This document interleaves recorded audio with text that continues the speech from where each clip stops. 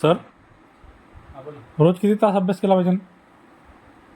बघ, अनेक विद्यार्थ्यांना हा प्रश्न पडतो. इव्हन तू पण मला आलेला हाच प्रश्न विचारला होता की आपण किती तास अभ्यास केला पाहिजे.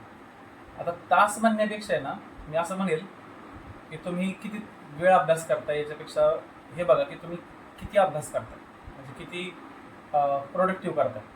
आता हे कसं नक्की निर्धारित करायचं, तर आपण त्याला 1 तासापासूनच सुरू करू. म्हणजे जर समजा तू 1 तास एक विषय घेऊन बसला, तर त्या 1 तासामध्ये तुझ्या डोक्यात किती शिरते ते पण खूप महत्त्वाचं ठरतं.